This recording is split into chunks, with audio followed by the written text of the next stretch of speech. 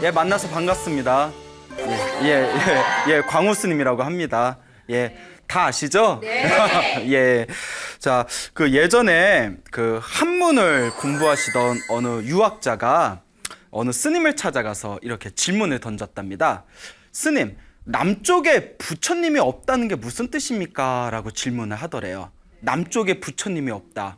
그 스님이 아니 부처님이 동쪽에도 계시고 서쪽에도 계시고 동서남북 부처님이 다 계시는데 남쪽에 부처가 없다는 말은 어디서 들었어? 하니까 아니 남쪽에 부처가 없다는 말을 제가 분명히 그 글귀를 봤다고 써보시오 했더니 이제 나무불이라고 썼어요.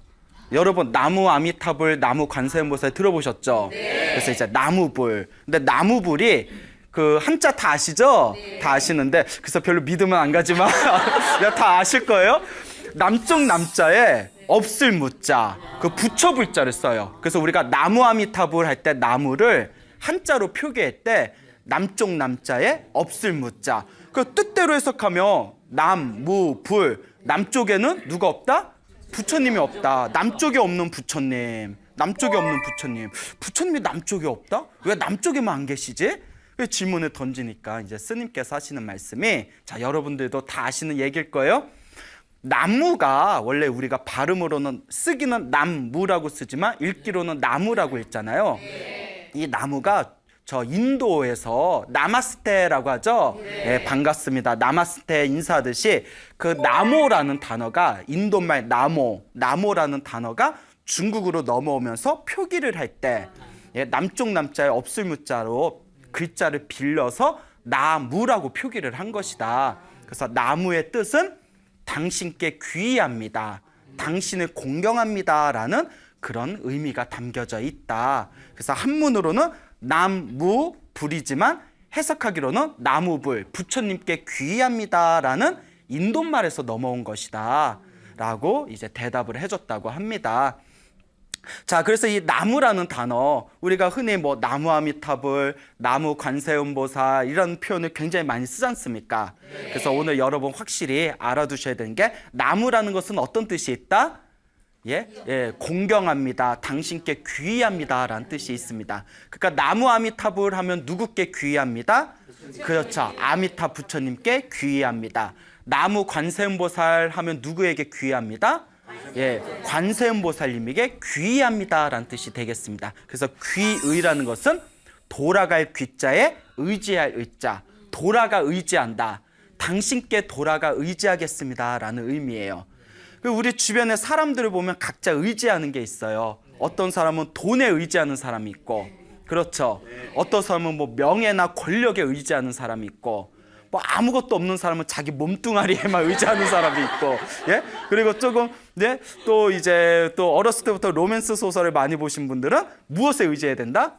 사랑에 의지해야 된다라는 또 그런 달콤한 말에 또 귀를 기울이기도 하죠. 자, 불교에서도 이 귀의 돌아가 의지합니다라는 말을 굉장히 중요하게 여깁니다. 그래서 우리가 부처님께 예불을 올릴 때 예불문에 지심규명례라는 뜻이 있습니다. 지심규명례 들어보셨죠? 지심규명례 하지 않습니까? 지심, 지극한 마음으로 귀, 돌아간다. 근데 어떻게 돌아가냐? 귀명이에요. 목숨 바쳐. 귀명, 목숨 바쳐. 그냥 돌아가 의지한다가 아니라 목숨 명자지 않습니까? 내 지극한 마음으로 귀명, 목숨 바쳐서 부처님께 예배 올립니다. 라는 뜻이 되겠습니다. 부처님께 이와 같이 귀의한다는 것은 굉장히 중요한 의미를 담고 있습니다. 그 부처님 당시에 인도에 사위성이라고 있었대요. 사위성. 뭐 사위가 많아서 사위성이 아니겠죠? 사와티 성이라고 하는데 이 사위성에 어느 큰 부자가 살고 있었습니다. 굉장히 큰 부자가 살고 있었는데 굉장히 구두쇠에 인색했다고 합니다. 우리 주변에 보면 돈은 많은데 굉장히 인색하신 구두쇠 분들도 계시죠? 돈이 굉장히 많은데 사람들한테 베풀 줄도 모르고 자기 자신한테도 잘 쓸 줄을 몰랐대요. 아주 인색한 사람이었는데 그 부자가 가장 세상에서 아끼는 아이가 바로 자기 아들이었어요. 그래서 아들을 굉장히 사랑하는데 아들이 16살이 되었을 때 병에 걸렸대요. 16살에 이제 병에 걸렸을 때 그 이제 아내가 이제 막 남편한테 빨리 병원에 가서 의사한테 보여야 되지 않겠냐고, 이러다 큰 병이 되면 어쩌냐고, 어서 의사한테 갑시다. 근데 의사한테 가서 병원에 가면 또 진찰료를 내야 되잖아요. 그러니까 돈이 아까운 거야. 예? 얼마나 구두쇠예요? 자식이 아픈데, 예? 웬만한 구두쇠도 자식 아플 땐 돈 안 아끼잖아요. 그러니까 자식을 엄청 사랑하는데도 돈을 아끼기 위해서 내가 꾀가 있어, 내게 좋은 방법이 있으니까 병원에 가지 맙시다. 그래서 살짝 의사를 찾아다니는 거예요. 의사한테 찾아가서 은근히 질문을 던지는 거예요. 몸이 이렇게 아프고 몸에서 이런 열이 나고 지금 병세가 이러한데 어떤 약을 쓰면 좋을까요? 이렇게 의사한테 물어보니까 의사들이 보통 저희들은 그럴 때는 이런 약을 씁니다 하고 그 약 짓는 법을 가르쳐 줬대요. 예? 그리고 이제 의사들 이야기를 다 듣고 나서 집에 와서 아들을 위해서 자기가 직접 약을 제조를 합니다. 그래서 그 약을 먹였는데 나요, 안 나요? 안 낫죠. 예, 아무나 약 쪄서 나오면 의사가 무슨 필요 있겠어요. 예, 그러니까 아무리 그 자기가 만든 약을 먹여도 병세가 더 악화되더니 걷잡을 수 없는 상태까지 이르렀대요. 그때서야 이제 겁이 나서 의사들이 이제 데려옵니다. 근데 의사들이 그 몸이 아픈 아들을 싹 이렇게 살펴보니까 도저히 이제 치료를 할 수 있는 그 기한을 넘어버린 거예요. 그러니까 의사들이 방법이 없습니다 하면서 다 손을 떼고 다들 돌아갑니다. 그 이제 그 아들이 다 죽게 생겼어요. 이제 이 아들의 이름이 마타 꾼달리입니다. 마타 꾼달리. 좀 어렵죠? 예, 마타 꾼달리. 예, 뭐가 그리 맞는지. 예, 마타 꾼달리. 마타 꾼달리라고 이제 아들의 이름이. 자, 그래서 이제 마타 꾼달리, 자신의 아들이 이제 죽게 생기니까 문득 이런 욕심이 생깁니다. 이런 생각이 들어요. 내가 그동안 사람들한테 우리 집이 부자라는 걸 숨겼는데 아들이 집에서 죽어서 장례식을 치르면 사람들이 조문을 올 것이고 우리 집이 부자라는 게 알려지면 분명히 귀찮은 일이 생길 거다. 어차피 내 아들은 이제 다 죽은 목숨이니까 집에서 죽든 밖에서 죽든 무슨 차이가 있겠냐. 그러니까 밖에서 죽게 밖에다 버려두자. 이런 생각을 하게 됩니다. 엄청난 구두쇠예요. 그 아들을, 다 죽어가는 아들을 몰래 집 밖에다가 옮겨서 거기다 눕혀놓고 자기는 이제 사라집니다. 이제 아들도 기가 막힌 거예요. 병도 제때 치료를 안 해줘서 병세가 더 악화됐는데 이제 죽는 것도 집에서 못 죽고 길에서 이제 객사를 하게 된 겁니다. 예? 그래서 하염없이 이제 이른 아침에 눈을 뜨고 하염없이 자신의 집 쪽을 바라보면서 나는 왜 이렇게 참으로 박복할까? 왜 이렇게 나는 괴롭게 죽음을 당해야 되는가 하고 속으로 너무나 괴로워하면서 그렇게 자신의 집 쪽을 바라보면서 한탄을 합니다. 근데 그때 어디선가 옆에서 환한 한 줄기 빛을 느끼게 됩니다. 웬 한 줄기 환한 빛이 느껴져서 그곳을, 그 빛 쪽이 있는 곳을 다 쳐다보니까, 자, 이야기 흐름상 누가 서 계셨겠어요? 그렇죠. 이야기 흐름상 부처님이 나타나 주셔야 돼. 이때쯤에 대충 이제 불교 스토리텔링이 이해가 되시죠? 예. 이맘때쯤에 이제 부처님이 나타나시겠구나. 예. 제 이제 광운 쓰면 소나무라는 프로그램을 자주 보신 분들은 이맘때쯤에 부처님 나타나시고 이맘때쯤에 대충 어떤 일이 생기고 항상 마지막 마무리는 훈훈하구나. 이제 이런 걸 눈치채셨을 겁니다. 환한 빛이 보여서 딱 쳐다봤더니 부처님이 딱 미소를 지으면서 서 계시는 거예요. 그 환한 부처님을 보면서 문득 이런 생각을 합니다. 나는 어리석은 아버지 때문에 지금까지 살아오면서 절에 가보지도 못하고 부처님께 공양 올려보지도 못하고 법문을 들어보지도 못했다. 살아계신 부처님이 내 주변에 계셨는데도 나는 지금까지 살아오면서 복을 짓거나 선업을 짓거나 공덕을 지은 것이 하나도 없구나라고 그렇게 한탄을 합니다. 그러면서 문득 이런 생각을 냅니다. 내가 지금까지 살아오면서 복도 선업도 공덕도 하나도 짓지 못했지만 내가 죽기 전에라도 내가 부처님께 귀의를 하자. 부처님께 돌아가 의지하자. 그러니까 이제 병든 상태에서 마음속으로 부처님을 바라보면서 거룩하신 부처님, 저는 부처님을 믿고 부처님께 돌아가 의지하겠습니다. 부처님께 귀의합니다라는 그런 귀의의 마음을 일으킵니다. 부처님께 공경하고 부처님께 귀의하겠습니다. 그때 부처님께서 그 맞다 꾼달리의 그 마음을 꿰뚫어 보십니다. 아, 맞다 꾼달리가 스스로 나는 지금까지 살아오면서 복도, 선업도, 공덕도 짓지 못했지만 죽기 전에라도 부처님께 깨끗한 믿음으로 귀의하겠다, 부처님께 귀의하겠습니다 라는 마음을 일으킨 것을 부처님께서 꿰뚫어 보십니다. 그리고 부처님께서 자상한 미소를 지으면서 맞다 꾼달리에게 다음과 같이 말씀하십니다. 맞다 꾼달리여, 그대가 할 수 있는 일은, 그대가 해야 할 수 있는 일은 충분히 하였구나. 그러니까 그대가 지금 상황에서 해야 할 수 있는 일을 충분히 하였구나 라고 말씀을 남기고 그냥 사라지십니다.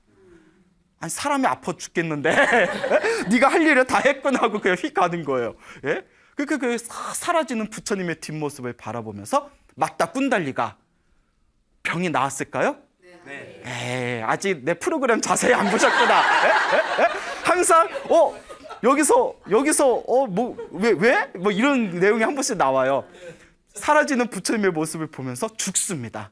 죽어요. 예, 부처님이 네 할 일을 충분히 했구나라고 다 부처님께서 말씀을 남기고 사라지는 그 뒷모습을 하염없이 바라보면서 원래대로라면 부처님의 말씀을 듣고 몸에 있는 병이 확 나아서 그 자리에서 벌떡 일어나서 집에 가서 아버지와 대판 싸웠다.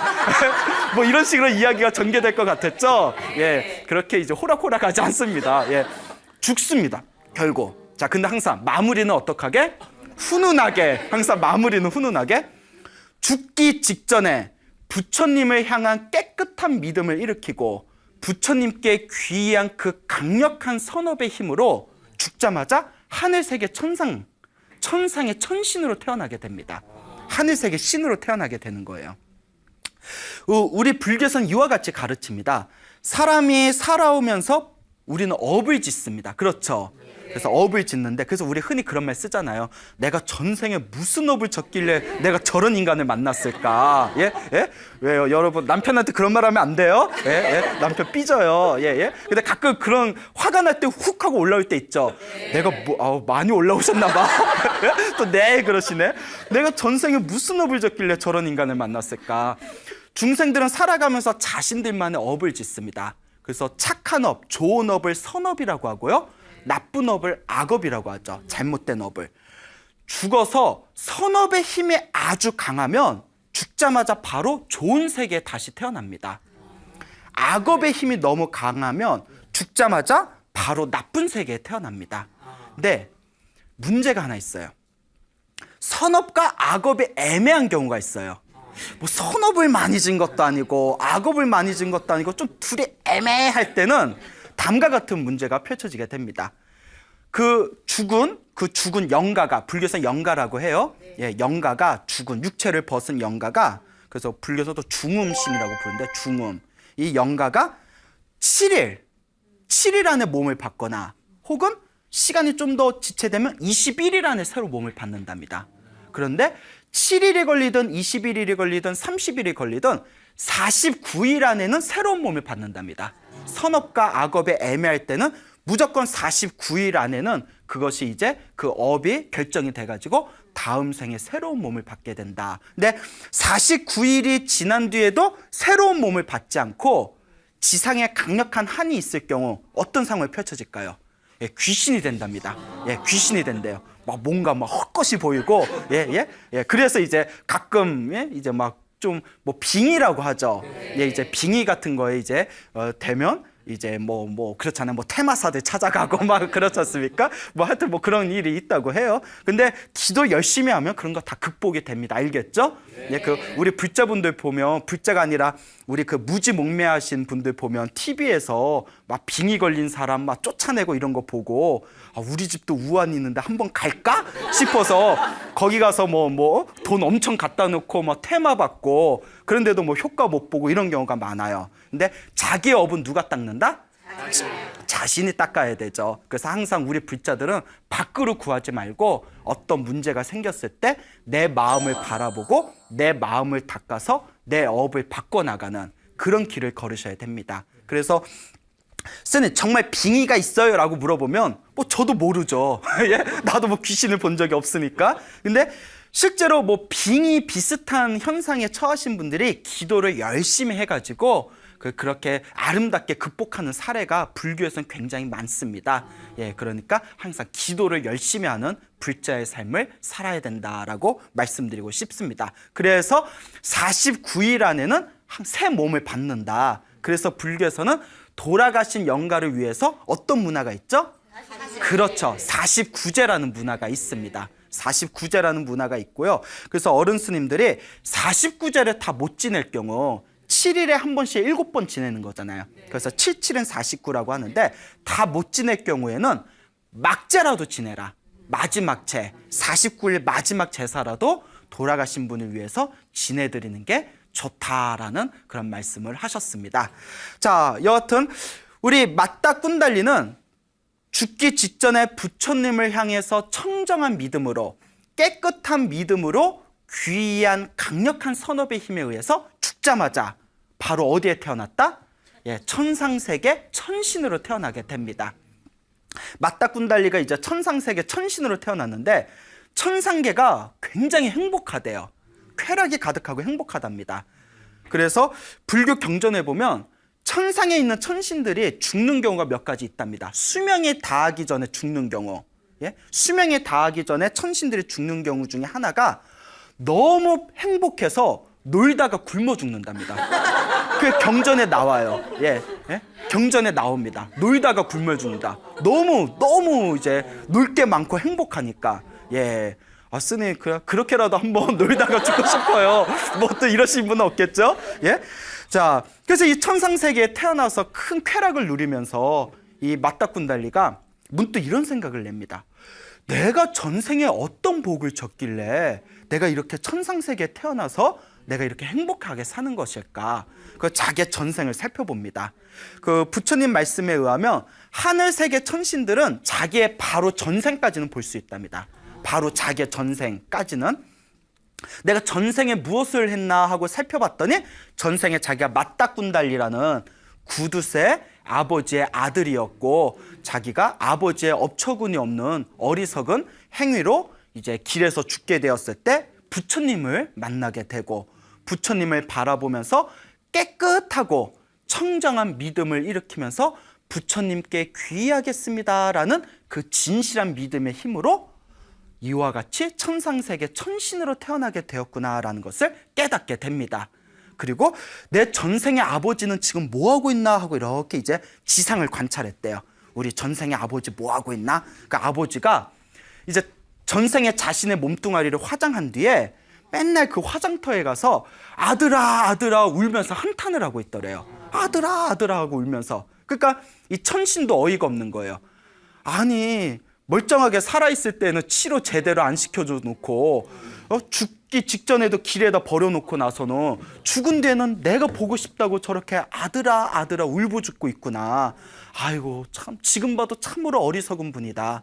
그래도 전생에 부자지간이었던 인연이 있으니 내가 이번 생에 제도해야 되겠다. 그래서 이제 꾀를 내가지고 이 맞다 꾼달리, 전생에 맞다 꾼달리였던 이 천신이 이제 인간의 모습으로 그 화장터에 내려옵니다. 그 옆에서 아버지, 전생의 아버지 구두쇠 부자가 울고 있는 옆에서 더 큰 소리로 손을 막 휘저으면서 울부짖었대요. 아이고 아이고 울부짖었대요.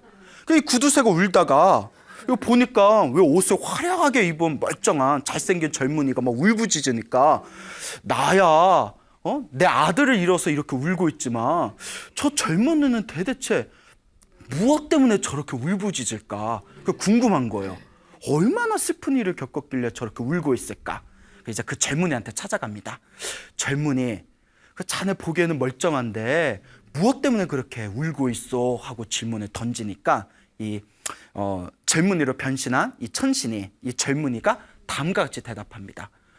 제가 얻고 싶은 게 있는데 얻을 수 없어서 울고 있습니다. 아니, 무엇을 얻지 못해서 울고 있어? 제가 황금으로 된 수레를 하나 제가 가지게 되었습니다. 황금 수레를 가졌는데 황금 수레에 어울릴 만한 수레바퀴를 못 구해서 울고 있습니다. 아니 얼마나 좋은 수레바퀴를 구하기 때문에 그렇게 울고 있습니까? 도대체 어떤 바퀴를 원합니까? 라고 질문을 던졌대요. 그러니까 이 젊은이가 하는 얘기가 태양과 달의 바퀴를 원합니다. 한쪽에는 태양을 띄우고 싶고 한쪽에는 달을 띄운다면 제 황금수레가 더욱더 빛을 발할 겁니다. 그런데 태양과 달을 얻을 수 없어서 이렇게 울고 있습니다. 그 구두쇠가 어이가 없는 거예요. 뭐 바보 아니야? 예? 예? 너 바보지? 이보시오. 얻을 수 없는 것 때문에 그렇게 울고 있다니. 예? 당신은 참으로 바보군 하고 이제 바보구나 라고 이렇게 이야기를 합니다. 그때 이 젊은이가 딱 쳐다봐요. 딱 쳐다보면서 여러분 요새 젊은이들한테 바보라고 함부로 얘기하면 안 돼요? 예? 요새 뉴스 보니까 흉흉하더라고요. 예, 예, 참 나라가 어떻게 되려는지. 예, 예. 우리 때 어른들한테 대들 생각을 못 했는데. 야, 여하튼 옆길로 샜네요. 바보구나라는 얘기를 듣고 딱 쳐다보면서 보이는 것을 구하기 위해서 우는 것이 바보입니까? 보이지 않는 것을 구하기 위해서 우는 것이 더 바보입니까? 예? 보이는 것을 얻기 위해서 우는 거와 보이지 않는 것을 얻기 위해서 우는 거, 어떤 게 더 바보입니까? 그러니까 그 구두쇠가 그게 무슨 말이요? 그게 무슨 말인가? 라고 질문을 던집니다. 그러니까 이와 같이 그 젊은이가 얘기합니다. 나는 해와 달이 보입니다. 보이는 것을 얻으려고 우는 겁니다. 하지만 당신은 아들을 잃었고 아들은 더 이상 보이지 않습니다. 근데 보이지 않는 죽은 아들을 다시 얻으려고 울고 있지 않습니까? 누가 더 어리석은 겁니까? 오, 말 잘해. 예, 말 잘해요? 예? 그래, 사람이 일단 말 잘하는 것도 복이라고 했어요. 예, 말 잘하는 것도 복이야. 맞아요.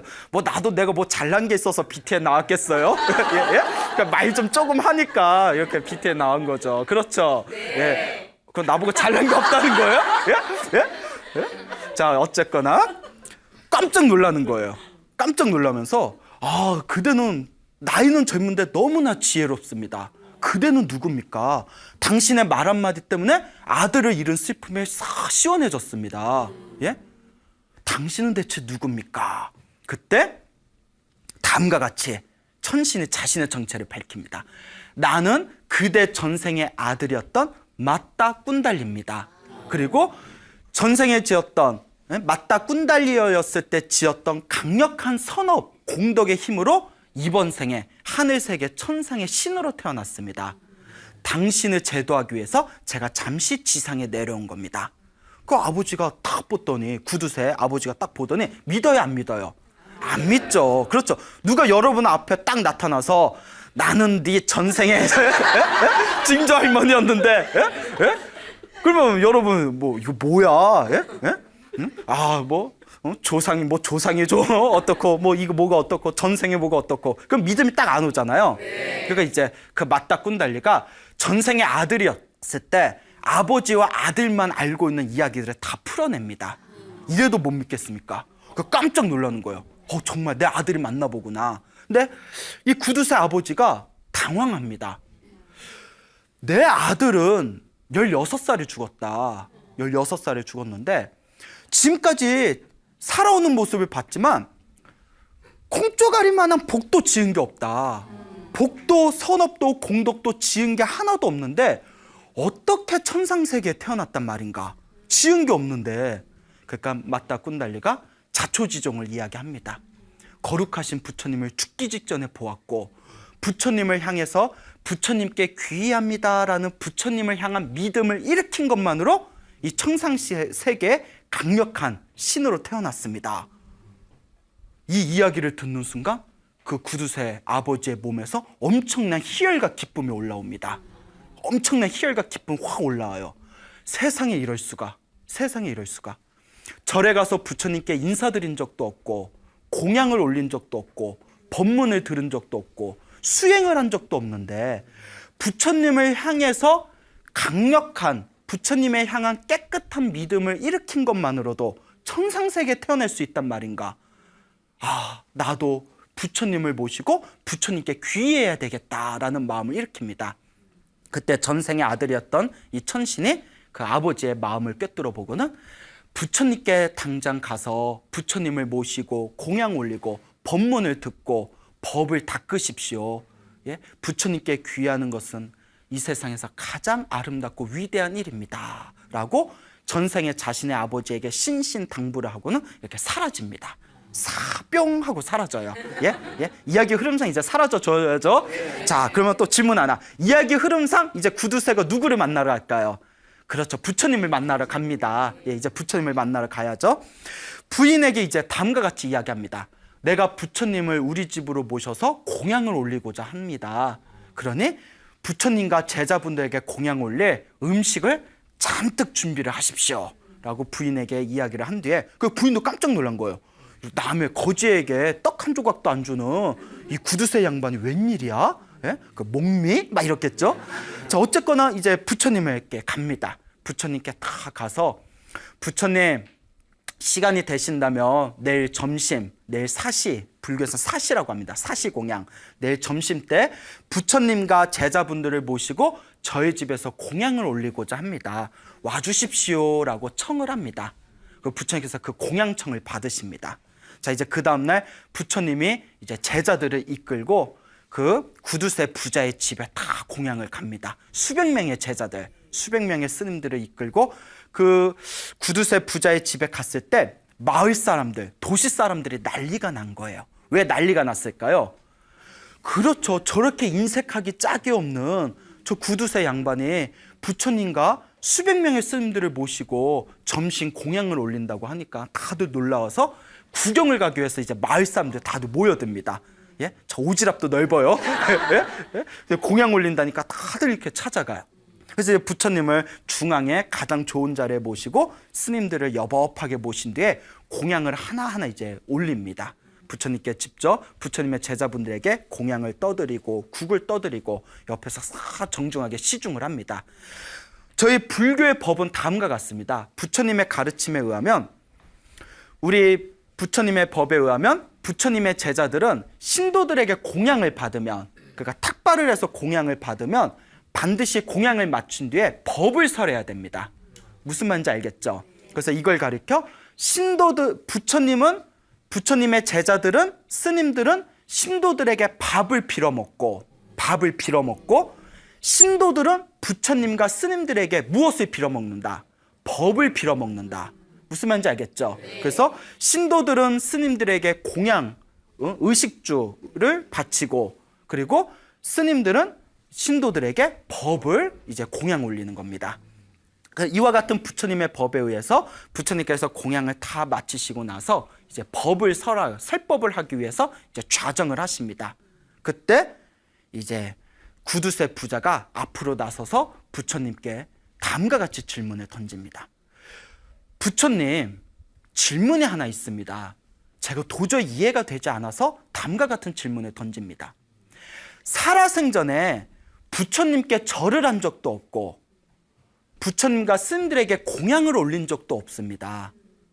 법문을 들은 적도 없고 수행을 한 적도 없습니다. 그런데 부처님께 깨끗한 믿음을 한번 일으킨 것만으로도 과연 천상세계에 태어날 수 있단 말입니까? 솔직히 여러분들 같으면 믿겨져요, 안 믿겨져요? 믿음이 없어. 예, 안 믿겨져요? 그분도 그랬던 거예요. 일반 사람들 다 그럴 거예요.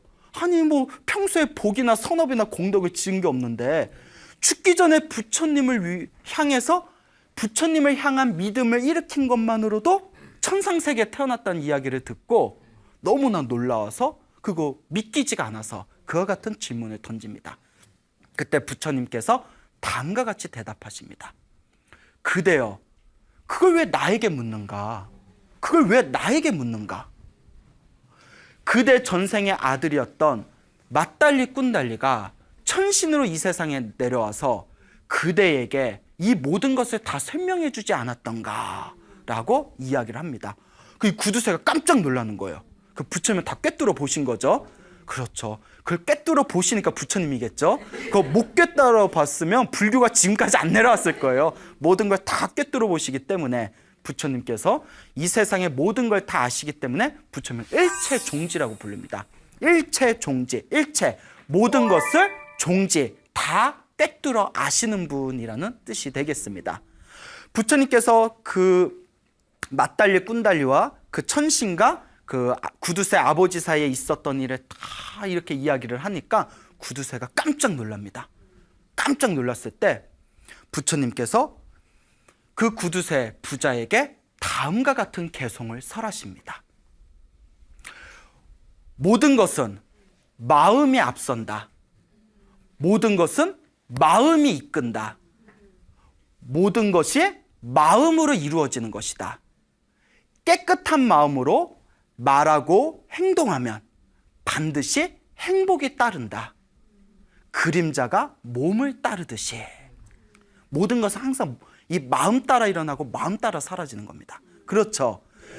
여러분 무언가 어떤 일을 하려고 할 때 그 일을 말을 하거나 어떤 행동을 할 때 그 이전에 무엇이 먼저 일어나요? 그렇죠. 마음에서 일어나잖아요. 좋은 마음이 일어나든 나쁜 마음이 일어나든 무언가를 하겠다는 그 마음이 먼저 일어나지 않습니까? 그래서 깨끗한 마음으로 말하고 행동하면 그 깨끗한 마음으로 말하고 행동한 그 행위가 선업이 되고 복이 되고 공덕이 되어서 저절로 행복한 삶이 이루어진다는 것입니다. 마치 그림자가 무엇을 떠나지 않는 것 같이, 그렇죠? 몸을 떠나지 않는 것 같이. 이 개송을 듣는 순간 이 구두쇠 부자가 그 자리에서 깨달음을 얻습니다. 깨달음을 얻어요. 그리고 그 자리에 구경 왔던 수많은 그 마을의 사람들이 그 개송을 듣고 부처님의 설법을 듣고서 모두 다 깨끗한 믿음을 일으켰다고 합니다. 그래서 제가 항상 하는 이야기가 있습니다. 여러분, 불교는 로또예요. 로또도 이런 로또가 없어. 대박이야. 생각해 보세요. 여러분들이 살아오면서 절에 간 적도 없어. 법문 들은 적도 없어. 예? 따로 무슨 수행을 한 적도 없어요. 근데 죽기 전에 누구를 간절하게 생각하면서 부처님을 생각하면서 부처님께 의지하겠습니다라고 깨끗한 믿음을 일으킨 것만으로도 천상세계에 태어날 수가 있대요. 로또도 이런 로또가 어딨어요. 예? 그렇죠. 네. 그렇다고 절에 안 나오면 안 돼요. 예? 예? 아, 글쎄 나 절에 안 다니고 죽기 전에 부처님 한번 생각하고 죽을게요. 이래서 중생이야. 예? 그러면 안 돼. 알겠죠? 예, 예. 절에 다 굶어 죽어요. 스님들. 예? 예? 절에 자꾸 오셔서 이런 좋은 법문도 들으셔야 삶이 더욱더 여러분들의 삶이 더욱더 풍요롭게 행복해지게 됩니다. 알겠죠? 예, 예. 얼마나 대단합니까? 부처님이 증명하신 겁니다. 근데 우리가 과거, 현생, 다음 생, 전생, 현생, 내생을 꿰뚫어 볼 수만 있다면 우리가 다 믿을 텐데 우리는 부처님과 같은 숙명통이 없어요. 부처님은 과거, 현재, 미래를 다 꿰뚫어 보셔서 죽기 전에 부처님을 향해서 믿음을 일으킨 것만으로도, 예? 부처님에게 돌아가 의지하겠습니다. 부처님께 귀한 것만으로도 천상세계에 태어난다는 것을 숙명통으로 꿰뚫어 보십니다. 근데 우리는 못 봐요.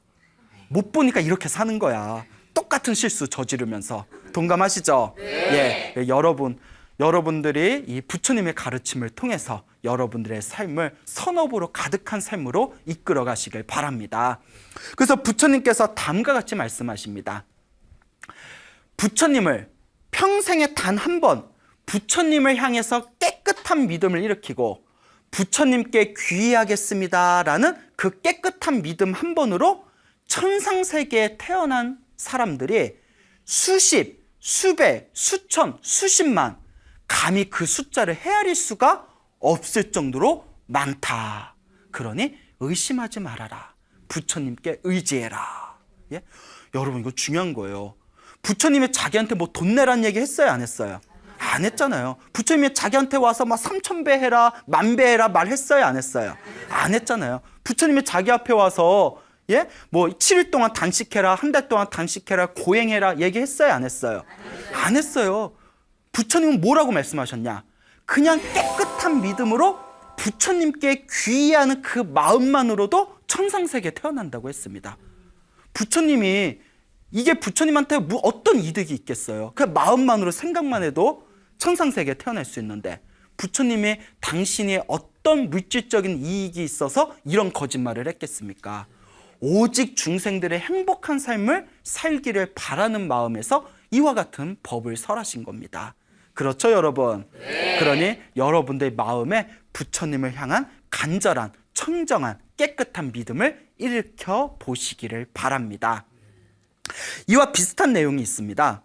그 부처님 당시에 어느 할머니가 살고 계셨어요. 굉장히 가난하셨대요. 예? 그 가난은 죽음보다도 무섭다라는 부처님의 말씀이 있습니다. 굉장히 가난하셨는데 이 할머니의 이름이 산딸리 할머니예요. 산딸리. 산딸기 아니에요? 네, 산딸기? 어머, 내가 오늘 산딸기 할머니에 대해서 들었는데 남들이 또 뭐 산에서 딸기 캐셔서 산딸기 할머니인가? 네, 산딸리. 알겠죠? 산딸리 할머니예요. 뭐 산이 딸렸다 또 이런 거 아닙니다.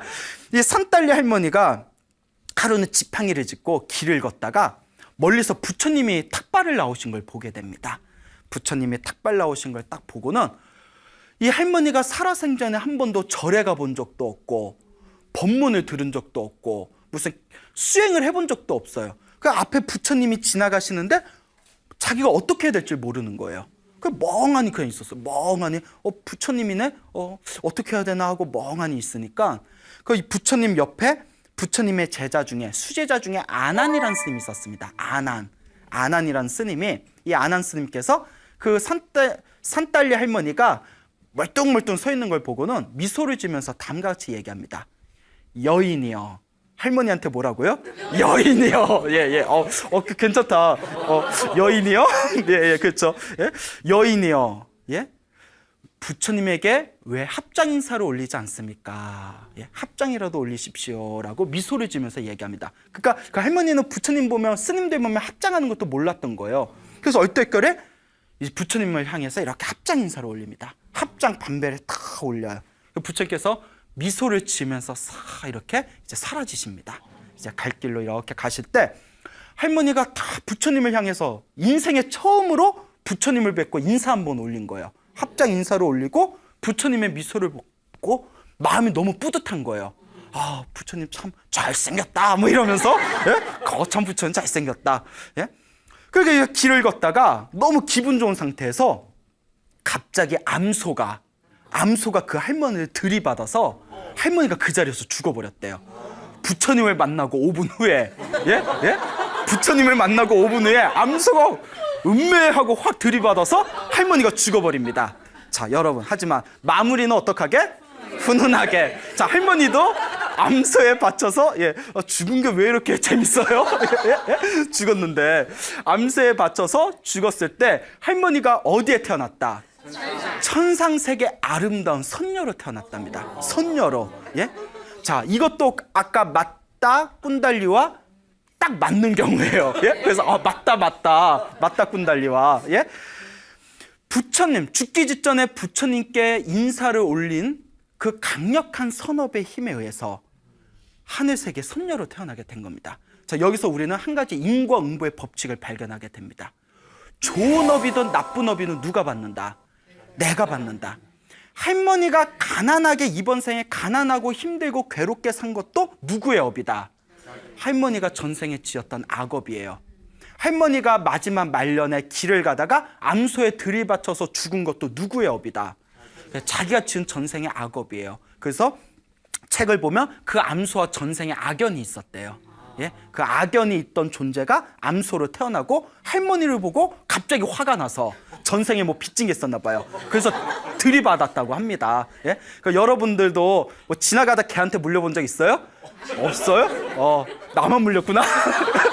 어렸을 때 되게 물렸는데 지금 생각하면 멀쩡한 개가 저희 어머니가 화가 나서 갑자기 이야기가 이상해졌는데 갑자기 또 화가 나네. 내가 심하게 물렸어요 어렸을 때. 그 저희 어머니가 화가 나가지고 그 집에 가셨는데 개가 그 주인집 아주머니가 우리 개가 안 무는 갠데 근데 중요한 게 있어요. 개는 주인이 보기에는 안 무는 개예요. 모든 주인은 내 개는 착한데 예? 근데 지금 생각하면 그 멀쩡한 개가 갑자기 저 지나가는데 갑자기 와서 물은 거 보면 전생에 악연이었나 보다 이런 생각을 해봅니다. 재밌어요? 별 얘기 아닌데. 자, 이와 같이 암소에 들이받친 것도 누가 지은 업이다? 그 할머니의 전생의 악연이었습니다. 그와 같은 인과응보의 법칙에 의해서 죽기 전에 부처님을 향해서 합장 인사를 한 선업의 힘으로 다음 생상 천상세계 선녀로 태어난 것도 역시 누구의 선업이에요? 자기가 지은 선업이에요. 여러분, 선업이든 악업이든, 선업을 통해서 행복한 일이 생기든 악업을 통해서 나쁜 일이 생기든 모두 다 누가 지은 업의 결과이다. 자신이 지은 업의 결과이다. 그래서 부처님은 다음과 같이 말씀하십니다. 바깥에 매달리지 말아라. 인생의 주인공이 되라. 운명은 바꿀 수 있다. 그대들이 운명의 주인이 되라 라고 부처님께서 항상 말씀하십니다. 그래서 우리 불교의 위대한 깨달은 성자이신 용수보살이라고 있어요. 용수보살, 나가르주나라고 불리는데, 이 용수보살께서 쓰신 대지도론이라는 책에 보면 다음과 같은 내용이 나옵니다. 부처님을 향해서 합장반배만 해도, 합장반배하는 거 어렵지 않잖아요. 그렇죠? 그 합장하고 고개만 숙이면 돼요.